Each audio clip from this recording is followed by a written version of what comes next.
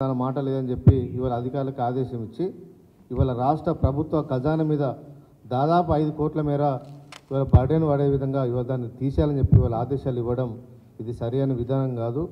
ప్రజాధనాన్ని దుర్వినియోగం చేయొద్దని చెప్పి ఇవాళ రేవంత్ రెడ్డి గారిని ఇవాళ మేము కోరుతా ఉన్నాం.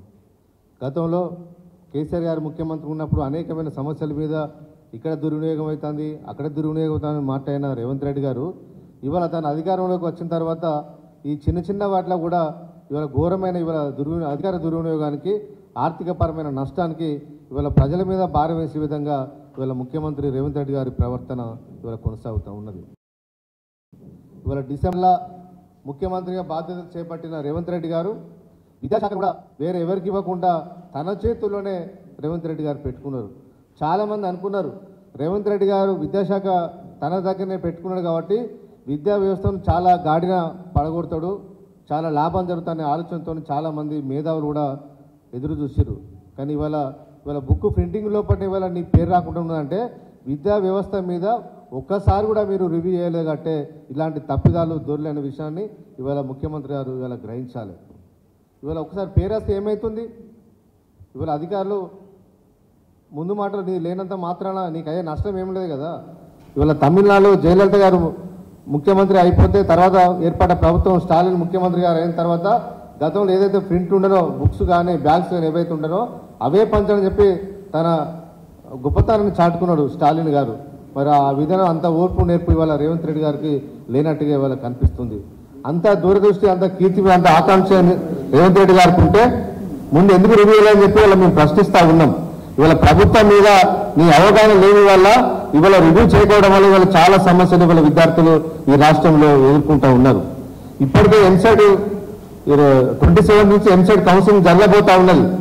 ఇంటర్మీడియట్ కాలేజీ చాలా మంది ఇప్పటికే ప్రైవేట్ విద్యా సంస్థల్లో చదువుకున్న విద్యార్థులకు ఇప్పటి వరకు మేమోలు ఇవ్వకపోవడం వల్ల, చాలా కార్పొరేట్ కళాశాలలు మేమోలు ఇవ్వకపోవడం వల్ల ఇవాళ ఎవరు కూడా ఎంసెట్ ఫస్ట్ పేజ్ ఏ కేటగిరీ కౌన్సిలింగ్ అప్లై చేసుకోలేని పరిస్థితి ఇవాళ కనిపిస్తా ఉంది. చాలా మంది విద్యార్థులు నష్టపోతారు. దాని మీద ముఖ్యమంత్రి రివ్యూ చేసే సమయం ఇవాళ దొరకలేదు.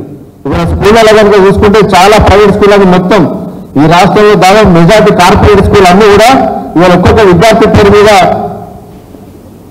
బుక్స్ కానీ, యూనిఫామ్ కానీ, షూస్ కానీ, బ్యాగ్ కానీ ఇలాంటివి కూడా కంపల్సరీ వాళ్ళ స్కూల్ యాజమాన్యం వాళ్ళు సూచించిన దగ్గరనే కొనాలని చెప్పి వాళ్ళు వ్యాపారం చేస్తూ ఉంటే వ్యాపారం చేయదని చెప్పి జీవో నంబర్ 1 ఉన్నది, దాన్ని అమలు చేయాలని చెప్పి దాన్ని ఇంతవరకు ముఖ్యమంత్రి గారు రివ్యూ పెట్టకపోవడం వల్ల ఇవాళ ప్రైవేట్ లో చదువుతున్న విద్యార్థులందరి మీద వేల రూపాయల గల భారం ఇవాళ విద్యార్థుల మీద ఇవాళ పడతా ఉన్నది.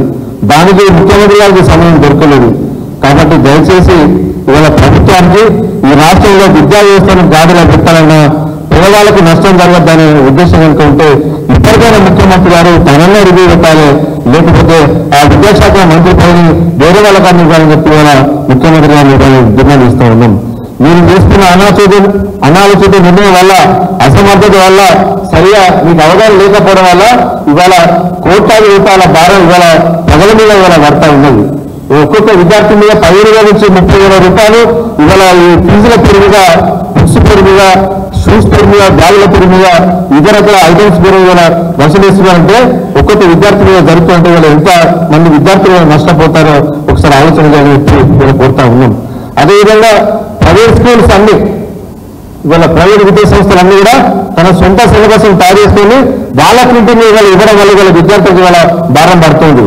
ఇవాళ ఎన్సీఆర్టీ ప్రభుత్వం ఏదైతే ప్రింట్ చేసిన బుక్స్ అయితేనే అవే ప్రైవేట్ స్కూల్స్ యాజమాన్యం పాటించాలని చెప్పి రూల్స్ నిబంధనలు ఉన్నప్పటికీ కూడా ఇవాళ ఏ ప్రైవేట్ విద్యా సంస్థ కూడా కార్పొరేట్ విద్యా సంస్థలు ఎదురు కూడా ఫాలో కాకపోవడం వల్ల అదేవాని ఫీజులు రేట్లు వేసి ఇవాళ విద్యార్థులు కూడా ఆర్థికపరమైన భారం మోపుతున్న విషయం ఇవాళ ముఖ్యమంత్రికి తెలిసినా కూడా చూసి చూడనట్టుగా వివరించడం వల్ల ప్రైవేట్ కళాశాలకు, ప్రైవేట్ విద్యా సంస్థలకు లాభం చేకూర్చే పనులు ఇవాళ ముఖ్యమంత్రి గారు ఇవాళ పెట్టుకున్నది కాబట్టి ఆ పెట్టుకునే విదేశాఖ తన దగ్గర పెట్టుకున్నట్టుగా ఇవాళ రాష్ట్రం అందరూ ఇవాళ భావిస్తూ ఉన్నారు. కాబట్టి ఇప్పటికైనా ముఖ్యమంత్రి గారు మేల్కొని విద్యాశాఖ మీద ఇమ్మీడియట్ గా రివ్యూ చేయాలని చెప్పి ఏదైతే ఇంటర్మీడియట్ సర్టిఫికెట్స్ ప్రైవేట్ కళాశాలలు వాళ్ళ దగ్గర పెట్టుకున్నారో అది ఇమ్మీడియట్ గా ఇప్పించే విధంగా చర్యలు తీసుకోవాలని చెప్పి కోరుతా ఉన్నాం. అదేవిధంగా ముఖ్యమంత్రి గారు మార్పు రావాలి, చాలా ప్రైవేట్ కళాశాలలు ఇవాళ బీకేడీ సీట్లు అన్ని లక్షలాది సీట్లకు అమ్ముకుంటారని చెప్పి గతంలో దగ్గర పెట్టిన రేవంత్ రెడ్డి గారు ఇప్పటి వరకు ఎంసెట్ మీద ఇంజనీరింగ్ కళాశాల మీద ఒక్కరిని కూడా పెట్టలేదు. ఇప్పుడే అసలు కౌన్సిలింగ్ డేట్ రాక అప్లై ఏ కేటగిరీ సీట్లు ఇవాళ అప్లై చేయకముందే ఇవాళ బీ కేటగిరీ సీట్ల కోసం ప్రతి కళాశాల కూడా ఇవాళ ఇంజనీరింగ్ కాలేజ్ అందరూ విద్యార్థుల దగ్గర సర్టిఫికేట్ తీసుకుని ఇవాళ వాళ్ళ దగ్గర పెట్టుకుంటా ఉన్నారు. ఒక్కొక్క విద్యార్థుల దగ్గర 10 లక్షలు 12 లక్షలు ఇవాళ డొనేషన్ల పేరుగా ఇవాళ అందరూ ఇవాళ వేధింపులుగా గురి చేస్తా ఉంటే ముఖ్యమంత్రి చూసి చూసినట్టుగా ఉండడం వల్ల ఇవాళ వందల కోట్ల రూపాయలు ఇవాళ చేతులు మారుతా ఉన్నాయి. అక్రమంగా ప్రైవేటు ఇంజనీరింగ్ కళాశాల యాజమాన్యాలు సంపాదిస్తా ఉంటే ముఖ్యమంత్రి ఏం చేస్తున్నారని చెప్పి ఇవాళ మేము ప్రశ్నిస్తా ఉన్నాం. ఇవాళ ఇలాంటి ఆర్థికపరమైన నేరం విద్యార్థుల మీద పడతాని ఆలోచన ఈ ముఖ్యమంత్రి ఉందంటే ఇప్పటికే విజిలెన్స్ కమిటీ పెట్టి తనిఖీ చేయాల్సిన ముఖ్యమంత్రి గారు ఇవాళ మౌనంగా ఉన్నారంటే ఇవాళ ప్రైవేటు కళాశాల యాజమాన్యాల అసోసియేషన్ నుంచి ఇవాళ ఎంత ముడుపులు గుర్తున్నాయి కాబట్టి ఇవాళ మౌనంగా ఉన్నారని చెప్పి ఇవాళ రాష్ట్రంలో ప్రతి ఒక్క మేధావులందరూ కూడా ఇలా ఆలోచన ఇస్తా ఉన్నారు. నిజంగా ముఖ్యమంత్రి అలాంటి ఆలోచన లేకపోతే తక్షణ విద్యాశాఖ మీద ఇంజనీరింగ్ కళాశాల కౌన్సిల్ మీద రివ్యూ నిర్వహించి బీ కేటగిరీ సీట్లను కూడా ఇవాళ కౌన్సిల్ ద్వారా నిర్వహించే విధంగా ప్రభుత్వం చర్యలు తీసుకోవాలని చెప్పి రాష్ట్ర ప్రభుత్వాన్ని మేము డిమాండ్ ఇస్తున్నాం. ఒకవేళ రాష్ట్ర ప్రభుత్వం మీద కార్యక్రమం ఇవ్వకుంటే బీఆర్ఎస్ విద్యార్థుల తరఫున ఖచ్చితంగా మేము పోరాటం చేస్తాం. పేద విద్యార్థుల పక్షాన బీఆర్ఎస్ విద్యార్థి కొట్లాడుతుంది. పేదలకు న్యాయం జరిగే కోసం పేదలకు విద్యా నాణ్యత పేదలకు విద్యా ఆర్థిక భారం కాకుండా ఉండటానికి బీఆర్ఎస్ విద్యార్థి విభాగం కేసీఆర్ గారి సూచన మేరకు ఖచ్చితంగా మేము పోరాటం చేస్తాం. విద్యార్థులకు పేద విద్యార్థులకు అండగా ఉంటామని చెప్పి ఈ సందర్భంగా మేము తెలియజేస్తా ఉన్నాం. జై తెలంగాణ.